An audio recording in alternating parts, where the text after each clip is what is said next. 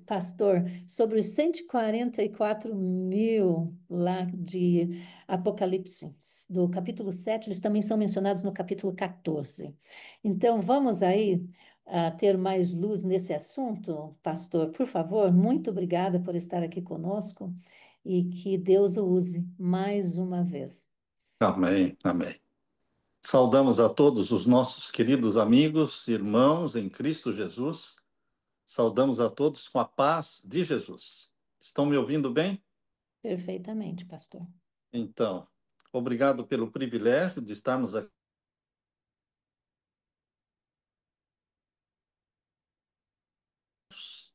pelo menos no mês, para falarmos sobre as profecias. E quero lembrar que o tema que nós estudamos no mês passado e o tema que vamos estudar hoje não são temas que eu escolhi, são temas que foram solicitados pela nossa querida irmã Zina. Foi ela que fez a sugestão, foi ela que perguntou se podíamos estudar hoje sobre os 144 mil. Estamos aqui com toda a alegria, com toda a sinceridade do nosso coração para podermos abrir a Bíblia com vocês. Antes de abrirmos a Bíblia e começarmos o estudo, eu quero orar mais uma vez. Convido a todos para que fechem os olhos e vamos orar. Pai Santo que estás nos céus, aqui estamos não como mestres, mas como aprendizes. Estamos aqui como alunos, como discípulos de Jesus. Queremos ser ensinados pelo Espírito Santo. Por isso, derrama o Espírito Santo sobre mim, sobre todos os que estão assistindo a este encontro, a esta live, que o Espírito Santo esteja trabalhando na nossa mente, abrindo-a para entendermos a tua profecia e que o Senhor responda aos pedidos que cada um tem no coração. Cura os enfermos, fortalece a fé nossa, de todos os teus filhos, purifica-nos, santifica-nos, dá-nos da tua santidade, meu querido Jesus, dá-nos a tua mente, dá-nos a tua vida, o teu caráter, teu tudo. Dá-nos teu tudo, porque o Senhor nos ofereceu de implantar em nós a tua mente, para sermos como tu és. Derrama o Espírito Santo sobre nós e ao abrirmos a Bíblia neste momento, que fale Deus, não o homem, não a igreja, mas que fale Deus através do Espírito Santo, em nome de Jesus. Amém, Senhor. Amém, amém. Então, queridos, eu quero começar lendo um texto que está no Atos dos Apóstolos.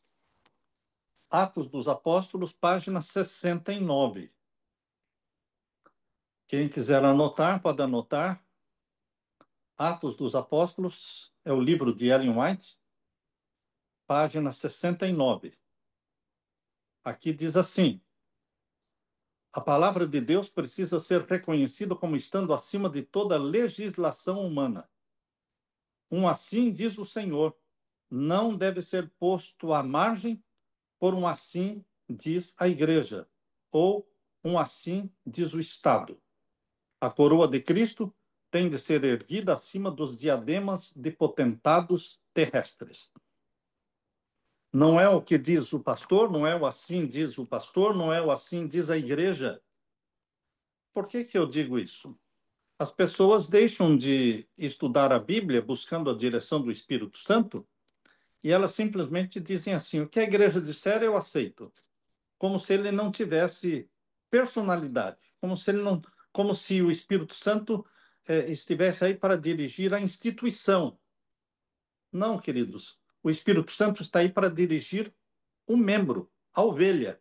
A igreja não é a instituição, a igreja não é o prédio, não são as organizações. A igreja é você, você é a igreja. Cristo vem buscar a sua igreja e vai levar para o céu, não prédios, não instituições, organizações, vai levar para o céu você, sua família, todo aquele que é sincero, seguidor de Jesus Cristo, que foi gerado pelo Espírito Santo, que nasceu da água e do Espírito. Então, Deus quer dirigir a sua vida. Então, não podemos colocar o assim diz a igreja ou assim diz o Estado acima do assim diz o Senhor. O que importa é o que a Bíblia fala. a Bíblia fala pouco sobre os 144 mil, porque nós vamos encontrar no capítulo 7, nós vamos encontrar aqui o verso 3, não é? O verso 3, 4, 5 até o verso 8, falando dos 144 mil. E vamos encontrar também Apocalipse 14, dos versos 1 até o verso 5. Mas eu não diria que é somente do capítulo 14, verso 1 até o verso 5. Eu quero dizer que os 144 mil, eles estão sendo descritos aqui desde o capítulo 14, verso 1 até o verso 13. Até o verso 12 e 13, porque aqui estão as três mensagens angélicas. E as três mensagens angélicas estão intimamente relacionadas com os 144 mil.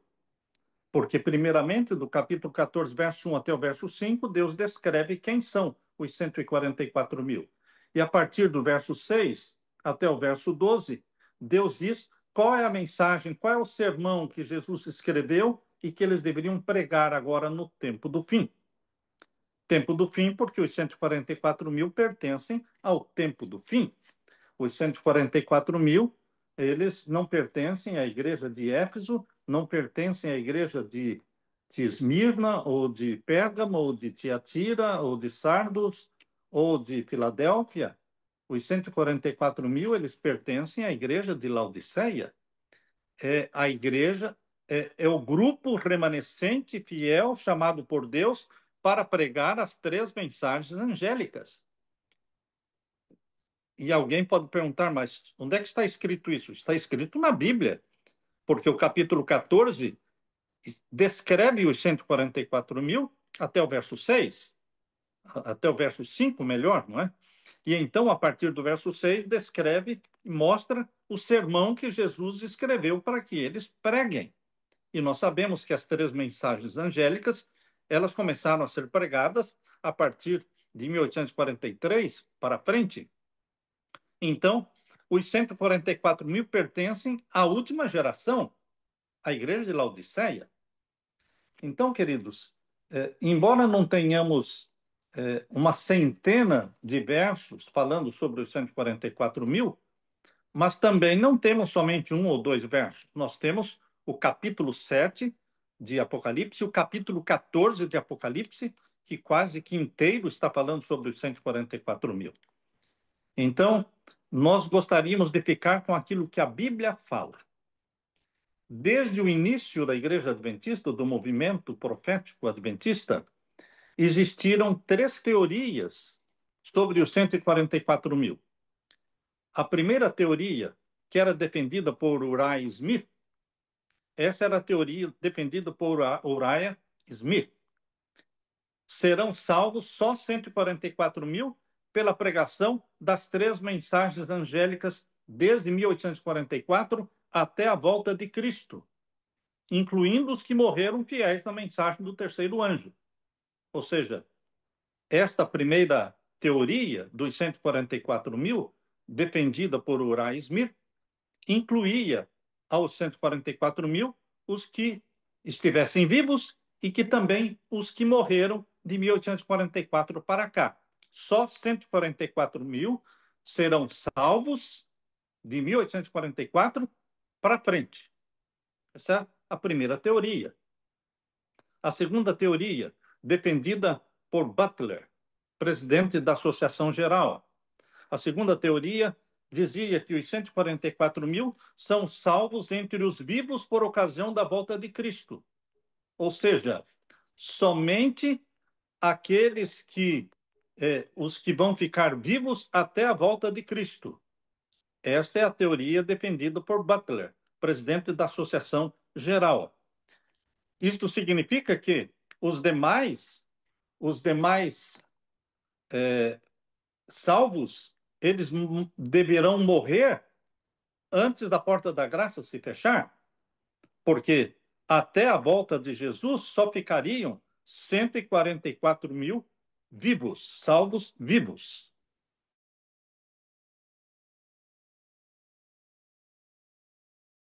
144 mil de Cristo. Essa foi a teoria defendida pelo presidente da Associação Geral, Butler. E temos a terceira teoria, defendida por outro presidente da Conferência Geral, que também chamou o nome dele Daniels, Arthur Daniels. Daniels defendia essa terceira teoria, que os 144 mil são um grupo especial, selecionado e escolhido dentre os salvos vivos por ocasião da volta de Jesus.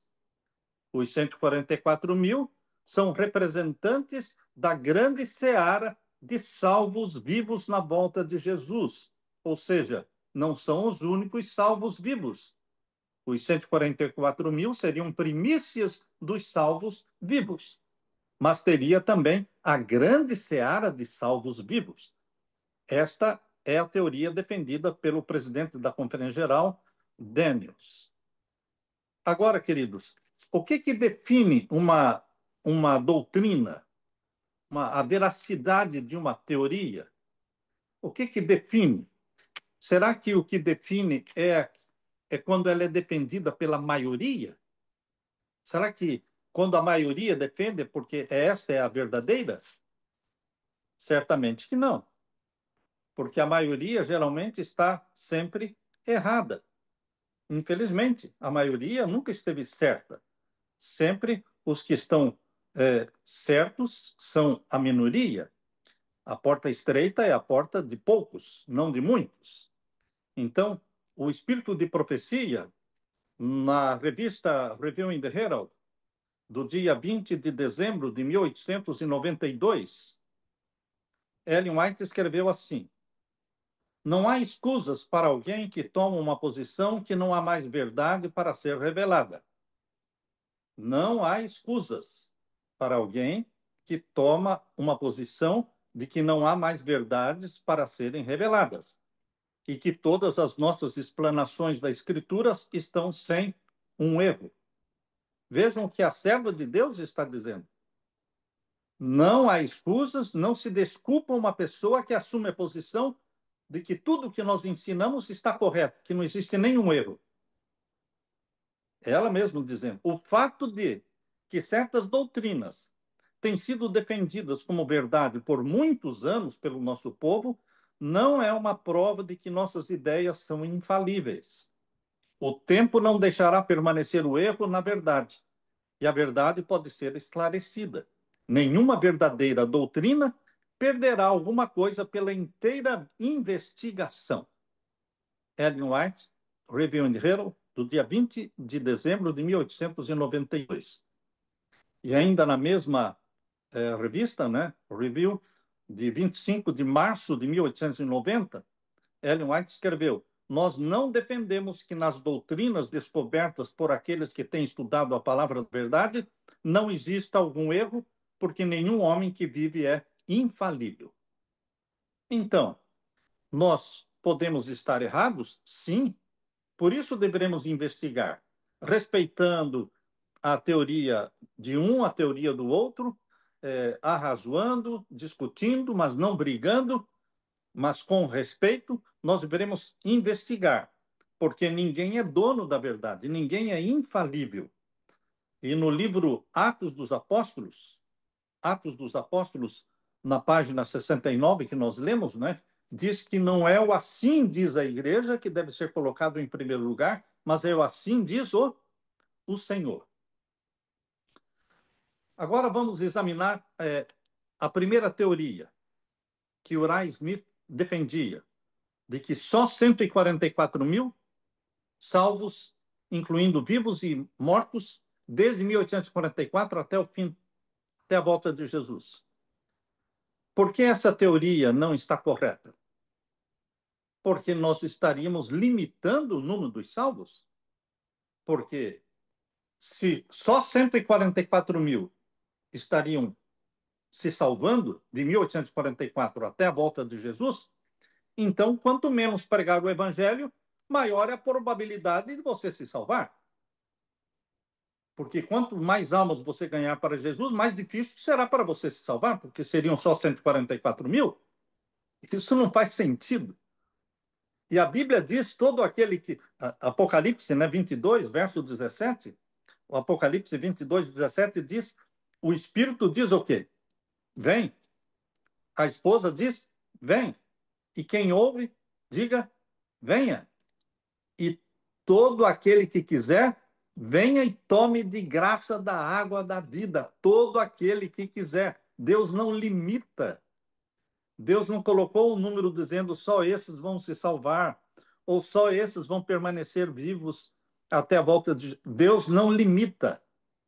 Então, esta teoria defendida pelos reformistas, porque esta é a teoria defendida pelos reformistas, e era defendida também por Uriah Smith, não tem apoio da palavra de Deus.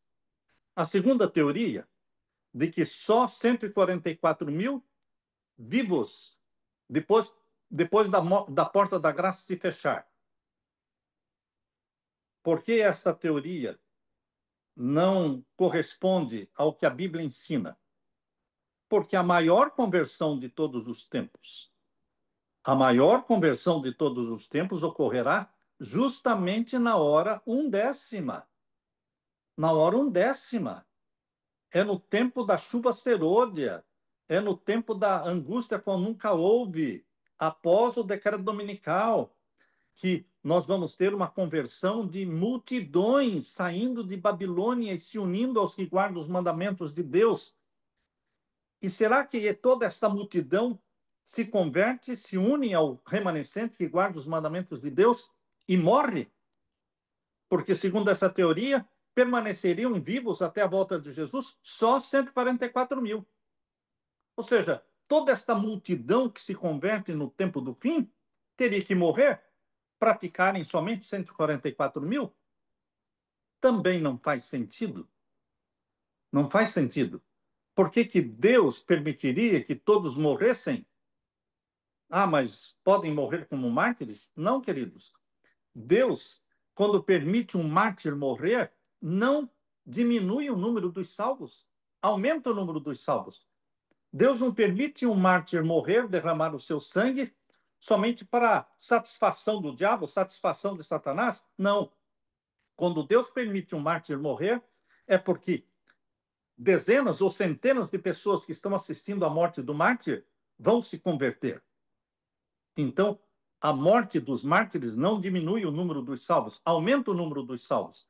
Então, não teria como toda esta multidão morrer antes do fechamento da porta da graça para ficarem vivos somente 144 mil após o fechamento da porta da graça. Essa foi a teoria defendida pelo presidente da Conferência Geral, Butler. E agora a terceira teoria, defendida por outro presidente da Conferência Geral, Daniels. Ele defendia que os 144 mil são primícias dos salvos vivos. Existem as primícias e existe a seara de salvos vivos. Todos salvos vivos, que não vão passar pela morte. Mas qual é a prova de que os 144 mil não vão passar pela morte? Nós lemos no livro O Grande Conflito, o livro Grande Conflito, esse livro encadernado, o Grande Conflito encadernado, completo, não o condensado. Na página 649, página 649 do livro Grande Conflito, Deus falou através da sua serva, dizendo assim: ninguém, a não ser os 144 mil, pode aprender aquele canto, aquele cântico, pois é o da sua experiência. E nunca ninguém teve experiência semelhante. Estes são os que seguem o Cordeiro por onde quer que vai. Ellen White está falando aqui dos 144 mil, na página 649. Estes tendo sido trasladados da terra dentre os vivos. Olha aqui. 144 mil não incluem mortos. Porque os 144 mil são trasladados dentre os vivos. São tidos como as primícias para Deus e para o Cordeiro. Apocalipse 14, versos 1 a 5. Portanto, meus queridos, os 144 mil pertencem à igreja de Laodiceia, à última geração, porque são comprados dentre os vivos. Agora, aqui em Apocalipse capítulo 7, abra sua Bíblia agora, em Apocalipse capítulo 7, menciona os 144 mil no contexto não do primeiro selo. Estão me ouvindo? Estão me ouvindo? Sim, pastor. Ah, Perfeito. sim. Então, os 144 mil aparecem na Bíblia não no contexto do primeiro selo, do segundo selo, do terceiro, do quarto, do quinto. Os 144 mil só aparecem na Bíblia no contexto do sexto selo. Será por quê? Porque é o tempo do fim. São aqueles que estarão vivendo na terra, na angústia como nunca houve, no período do fechamento da porta da graça, no período da proclamação das 3 mensagens angélicas, no período da conversão da grande multidão, no período do selamento do povo de Deus, no período do selamento dos ímpios com o sinal da besta. Por isso eles aparecem pela primeira vez na Bíblia no contexto do sexto selo. Aqui diz o capítulo 6. Capítulo 6, o verso 12, começa o sexto selo. O sexto selo começa no verso 12 do capítulo 6 e vai até o final do capítulo 7. Tudo isso aqui é sexto selo, porque o sétimo selo só aparece no capítulo 8, verso 1. Então, nesse contexto do sexto selo, estão aqui os 144 mil a partir do capítulo 7, verso 1 em diante. Leiam comigo aí. Depois destas coisas, vi 4 anjos que estavam sobre os 4 cantos da terra, retendo os 4 ventos da terra, para que nenhum vento soprasse sobre a terra, nem sobre o mar, nem contra árvore alguma. E vi outro anjo subir da banda do sol nascente, que tinha o selo do Deus vivo. É a primeira vez que aparece essa expressão na Bíblia, selo do Deus vivo, porque selo sela, selo sela. Selo não é história da igreja. Selo é sinônimo de selamento. E aqui está falando do período do selamento dos vivos, que serão selados pelo selo do Deus vivo. Aqui diz: vi outro anjo subir da banda do sol nascente, que tinha o selo do Deus vivo, e clamou com grande voz aos 4 anjos, a quem fora dado o poder de danificar a terra, dizendo: não danifiqueis a terra, nem o mar, nem as árvores, até que hajamos assinalado nas suas testas os servos do nosso Deus.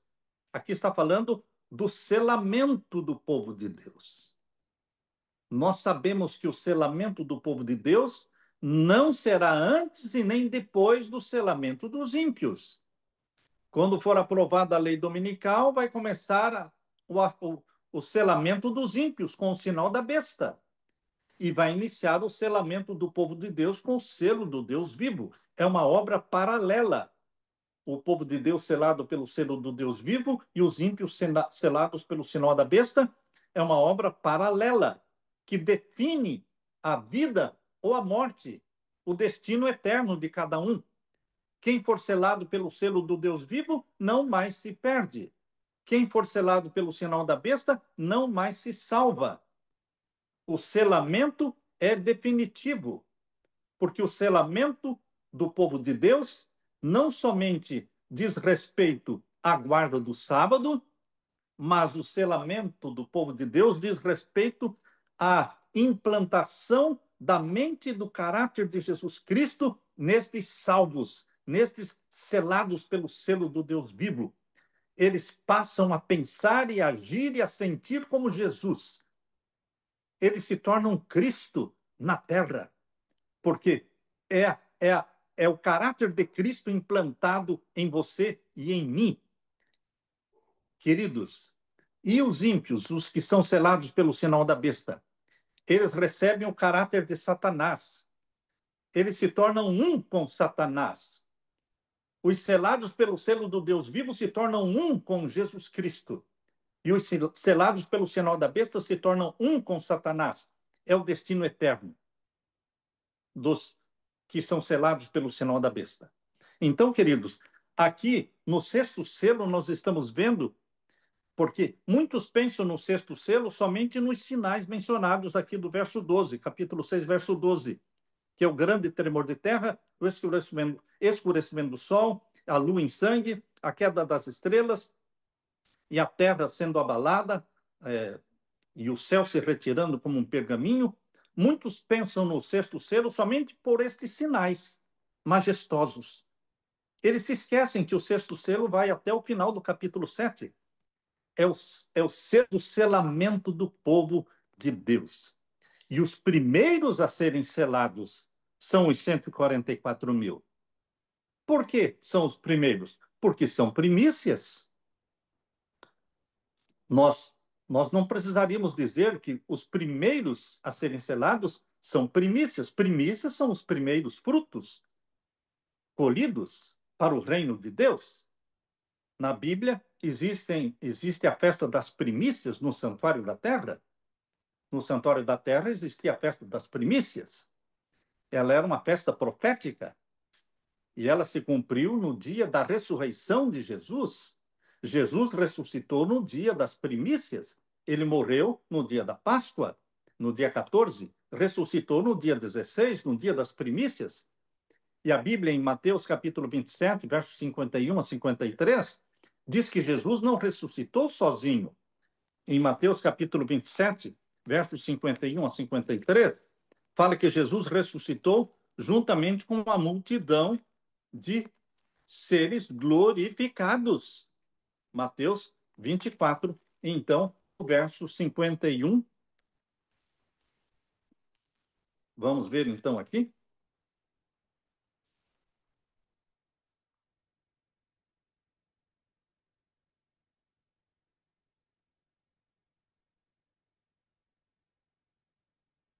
Capítulo 26, 27 melhor. Capítulo 27 de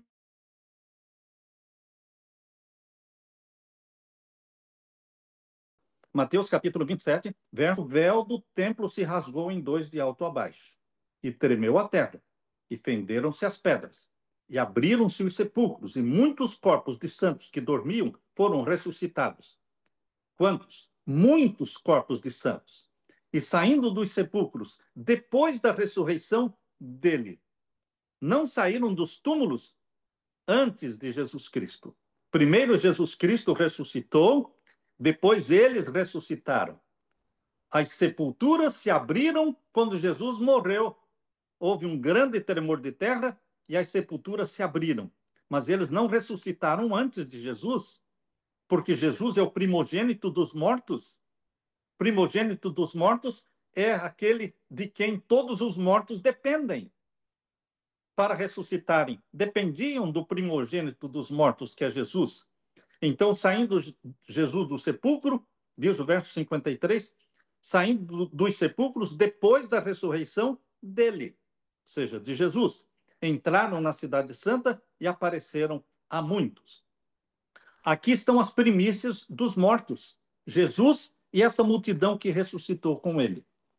Estas primícias dos mortos, elas subiram para o céu no mesmo dia das primícias. Esta multidão subiu para o céu com Jesus no dia 16, no mesmo dia da ressurreição. E eles foram apresentados e consagrados ao Pai no santuário celestial.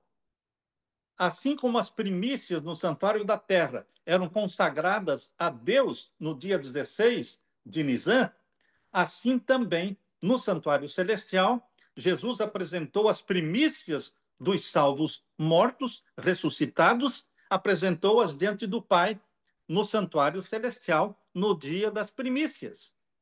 Não no dia errado, mas no dia das primícias.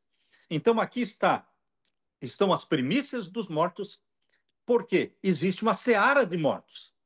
A seara de mortos só ressuscitará na volta de Jesus. Isso está muito claro no livro Desejado de Todas as Nações. No livro Desejado de Todas as Nações, na página 585 e 586, vejam o que diz aqui. O molho é aquele livro, não o condensado. Essa paginação aqui é do livro encadernado, encadernado desejado de todas as nações, 585 e 586. O molho dedicado a Deus representava a colheita. Ellen White está falando. Assim, Cristo, as primícias, representava a grande messe espiritual a ser colhida para o reino de Deus. Sua ressurreição é o tipo e o penhor da ressurreição de todos os justos mortos. Quando Cristo ressurgiu, trouxe do sepulcro uma multidão de cativos. O terremoto, por ocasião da sua morte, abrira-lhes o sepulcro, e ao ressuscitar ele, ressurgiram juntamente. Aqueles, porém, que ressurgiram por ocasião da ressurreição de Cristo, saíram para a vida eterna, ascenderam com ele como troféus da sua vitória sobre a morte e sobre o sepulcro. Estes, disse Cristo, não mais são cativos de Satanás. Eu os redimi, trouxe-os da sepultura como as primícias de meu poder, para estarem comigo onde eu estiver, para nunca mais verem a morte, nem experimentarem a dor. As primícias dos mortos já subiram para o céu, estão no céu com Jesus Cristo. A seara dos mortos, não. A seara dos mortos está aguardando a volta de Jesus para ser ressuscitada. Agora, queridos, quando nós chegamos aqui em Apocalipse capítulo 14, veja, Apocalipse capítulo 14, fala que os 144 mil são primícias. Obviamente que, se os que ressuscitaram com Jesus são as primícias dos mortos, os 144 mil não podem ser primícias dos mortos. Eles têm que ser forçosamente primícias dos vivos. Porque Ellen White fala no livro Grande Conflito, na página 649, diz: estes tendo sido trasladados da terra dentre os vivos. Dentre os vivos. Por isso eles são primícias dos vivos. Mas então, se existem primícias dos vivos, que são os 144 mil, então precisa existir a seara de vivos, salvos vivos. Porque as primícias só podem ser extraídas da seara. É assim que a doutrina do santuário nos ensina. As primícias eram colhidas primeiro e abençoava então toda a seara. Depois das primícias colhidas, eram consagradas para Deus no santuário, e então Deus abençoava a seara inteira. Primeiramente, os 144 mil são selados, é assim que nós lemos no capítulo 7. Os primeiros a serem selados pelo selo do Deus vivo são os 144 mil. Isto está em Apocalipse capítulo 7, e o verso 3 e 4. Eu vi o número dos assinalados, e eram 144 mil assinalados de todas as tribos dos filhos de Israel. Há pessoas que pensam que os 144 mil são judeus, porque aqui fala de todas as tribos de Israel. Nós temos que entender que no Novo Testamento, Israel, literal, Israel como nação, não faz parte mais da profecia no Novo Testamento. Por quê? No Novo Testamento, Israel é espiritual.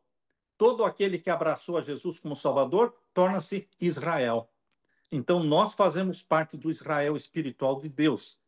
Aqui é o sentido simbólico das 12 tribos dos filhos de Israel. E no capítulo 14, verso 1 em diante, lemos então a descrição dos 144 mil. Olhei, e eis que estava o Cordeiro sobre o monte Sião, e com ele 144 mil, que em suas testas tinham escrito o nome dele e o do seu pai. Percebam que no capítulo 14, verso 1, está falando das primícias dos 144 mil, enquanto que no capítulo 15 e no verso 2, capítulo 15, verso 2, quando fala de um mar de vidro, não fala de 144 mil sobre o mar de vidro, fala da multidão, da seara. Veja o capítulo 15, verso 2. E vi como um mar de vidro misturado com fogo, e também os que saíram vitoriosos da besta, e da sua imagem, e do seu sinal, e do número do seu nome, que estavam junto ao mar de vidro e tinham as harpas de Deus. Aqui está falando de todos os que saíram vitoriosos da besta e da sua imagem, do número do seu nome. Todos estão sobre o mar de vidro. Agora, sobre o monte de Sião, João viu somente quem? Os 144 mil. Ou seja, as primícias e a seara. As primícias estão sobre o monte Sião e a seara está sobre o mar de vidro. Agora, aqui diz no capítulo 14, verso 2: E ouvi uma voz do céu, como a voz de muitas águas, e como a voz de grande trovão. E ouvi uma voz de arpistas que tocavam com as suas harpas, e cantavam um como cântico novo diante do trono e diante dos 4 seres viventes e dos anciãos. E ninguém podia aprender aquele cântico, senão os 144 mil que foram comprados da terra. Por que ninguém podia cantar o cântico como os 144 mil cantavam? Porque aqui no livro Grande Conflito, Ellen White explica. Aqui diz, olha, é o hino, e cantavam um cântico novo diante do trono. Estou lendo a página 648 e 649 do Grande Conflito.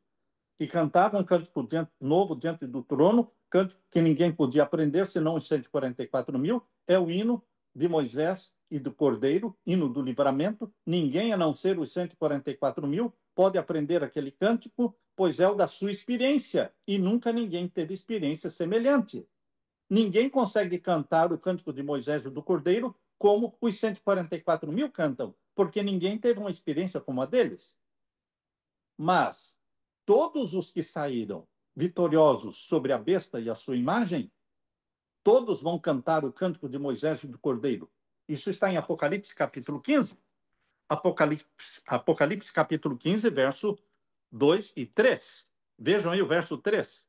Capítulo 15 de Apocalipse, verso 3. E cantavam o cântico de Moisés, servo de Deus, e o cântico do Cordeiro, dizendo: grandes e maravilhosas são as tuas obras, Senhor Deus Todo-Poderoso, justos e verdadeiros são os teus caminhos, ó Rei dos Santos.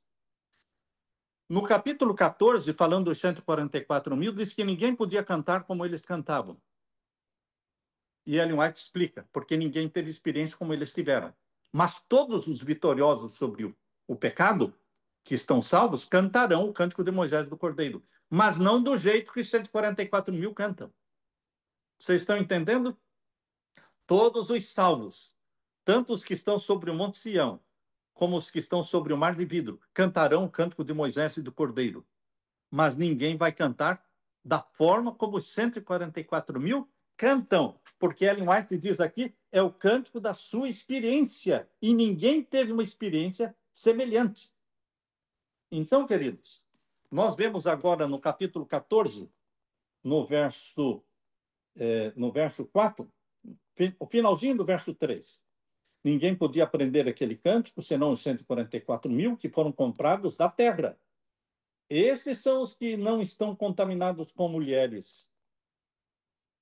Há pessoas que conhecem a verdade, vêm para a igreja adventista, mas eles continuam bebendo vinho de Babilônia. Ou seja, eles continuam se contaminando com mulheres. Mas os sinceros de coração, que conhecem a verdade e abraçam a verdade, e não olham para trás e seguem em frente, buscando a santidade de Jesus, a mente de Jesus, e eles rompem com Babilônia, eles não bebem mais o vinho de Babilônia, então eles estão se preparando para participar do grupo dos 144 mil, porque a maioria dos laodiceanos são mornos. Eles vêm para a igreja verdadeira, para a igreja remanescente, mas eles continuam com o coração em Babilônia. Eles valorizam, eles se agradam mais do domingo do que do sábado. Como um membro uma vez me falou, pastor, sábado eu faço as coisas que Deus pede para eu fazer. E domingo eu faço as coisas que eu gosto de fazer. Interessante. Puro legalista. Puro legalista. Achando que Deus vai aceitar a guarda do sábado, porque ele pediu para guardar o sábado. Mas, na realidade, o que está no coração dele, o prazer dele, é fazer as coisas no domingo. porque são as coisas que estão no coração dele. Queridos, muitos vêm para a igreja remanescente, mas Babilônia não sai deles. Eles saíram de Babilônia, mas Babilônia não saiu deles. Por isso eles continuam celebrando o Natal, que é vinho de Babilônia. Eles continuam celebrando a Páscoa, que é vinho de Babilônia, porque a Páscoa comemorada no mundo todo hoje não tem nada a ver com a Páscoa da Bíblia. Então, eles continuam praticando festas, festa de São João, não é?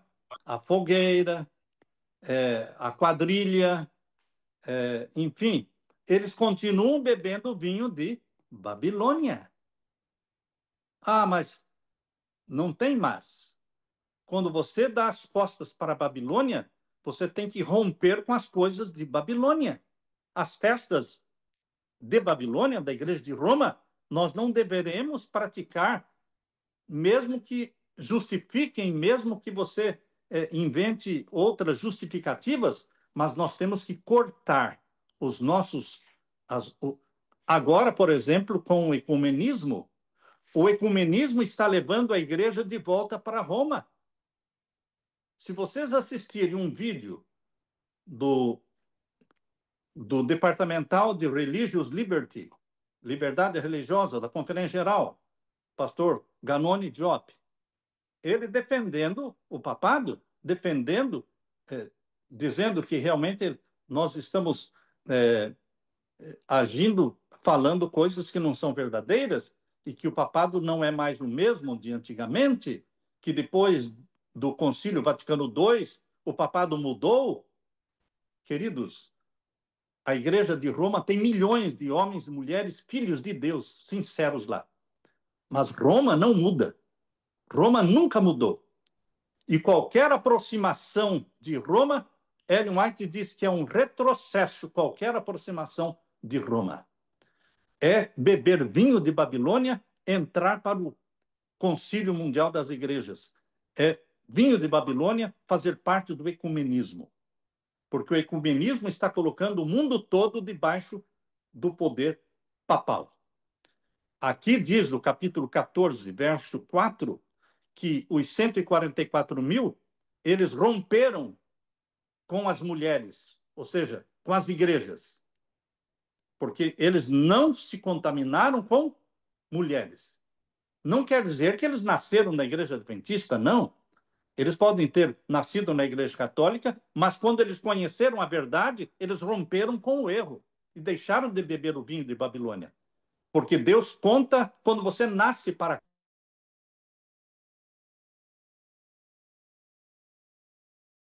Deus não cobra de você aquilo que você não sabe. Por isso, os 144 mil não estão contaminados com mulheres, porque são virgens, são puros, são sinceros de coração. Não sei se falo, mas vou falar. A picadinha é vinho de Babilônia. Pastor, agora você pisou na bola. Tem algum.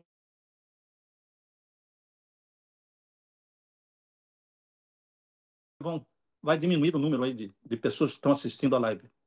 Faça o que você quiser. A picadinha vem da Organização Mundial da Saúde. E a Organização Mundial da Saúde é da ONU. E a ONU é do Vaticano. Ponto final. É o plano para reduzir a população mundial, para envenenar a humanidade, para a redução da população mundial. É plano que vem de Roma. E, queridos, isso é vinho de Babilônia. E muitos pastores defenderam isso com unhas e dentes, desde a Conferência Geral, desde a divisão, desde a União, os campos locais todos defendendo e até mesmo proibindo os que não receberam a picadinha de irem à igreja. Queridos, não estou condenando quem recebeu a picadinha. Não estou condenando. Estou dizendo que é vinho de Babilônia.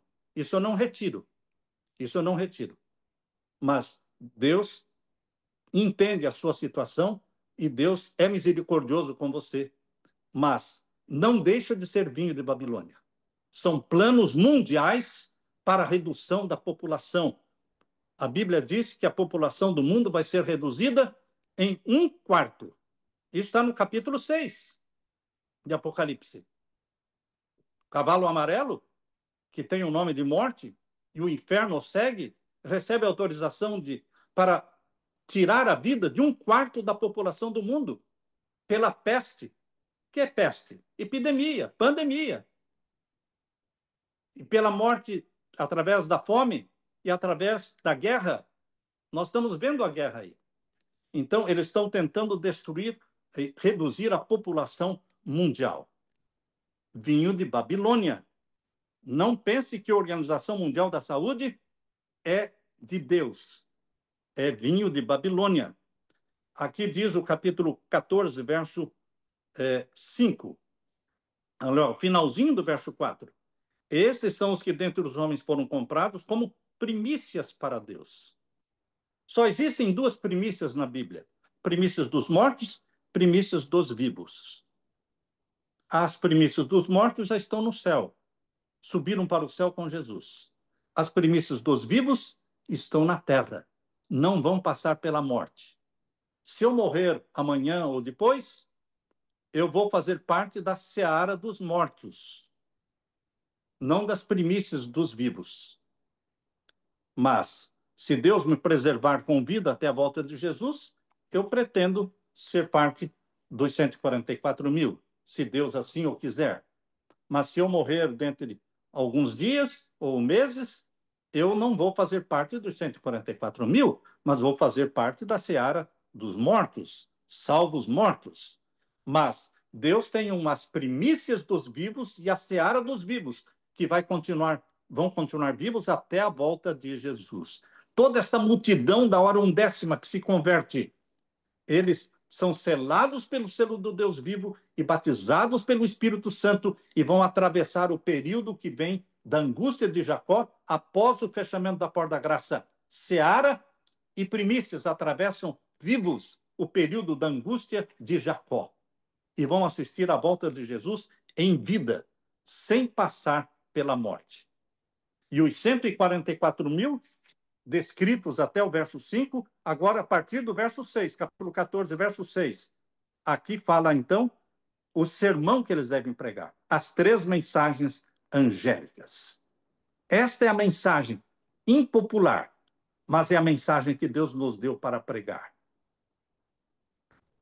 Esta semana eu assisti um vídeo de uma pastora dizendo que nós não deveríamos estar colocando foco nestas mensagens proféticas, das três mensagens angélicas. Queridos, nós nascemos como um movimento profético no mundo para pregar isso aqui. Se nós não pregarmos isso aqui, não vamos estar cumprindo com a missão que Deus nos deu. Você pode participar, meu querido irmão, pode participar dos 144 mil, ou você pode participar da seara dos salvos vivos. Isso é Deus é que sabe. Ninguém sabe quem vai ser dos 144 mil, as primícias, ou da seara dos salvos vivos, da multidão. Mas nós deveremos buscar o batismo do Espírito Santo, o caráter de Jesus, a santidade de Jesus, e vamos pregar o que Deus mandou que a gente pregue. A Deus toda a glória.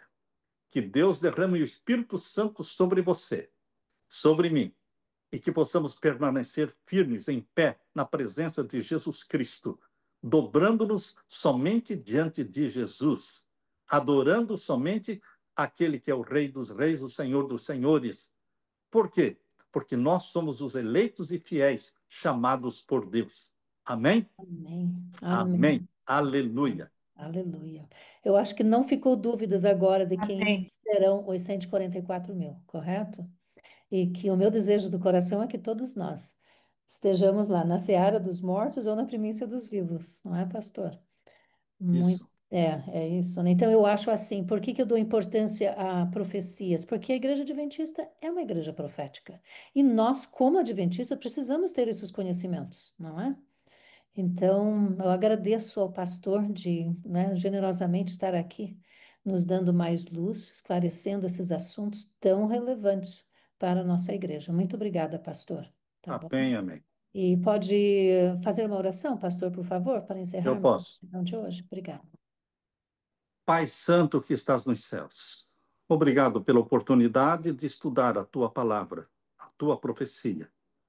Obrigado, Pai, pelo chamado que o Senhor nos fez e pela missão que o Senhor nos deu de pregarmos as profecias, principalmente as 3 mensagens angélicas, que é uma linha que nos divide, Pai. Todos aqueles que ouvem esta mensagem ou odeiam ou abraçam esta mensagem. Que o Senhor derrame o Espírito Santo sobre todos nós, para que amemos esta mensagem e preguemos esta mensagem para a salvação da grande multidão que está dentro de Babilônia, mas é gente sincera, é gente que te ama. Nós pedimos que o Senhor derrame o Espírito Santo sobre nós e que o Senhor use de misericórdia com as nossas falhas, porque muitas vezes falhamos. Em nome de Jesus que pedimos e agradecemos. Amém, Senhor. Amém. Amém. Amém. Muito obrigada.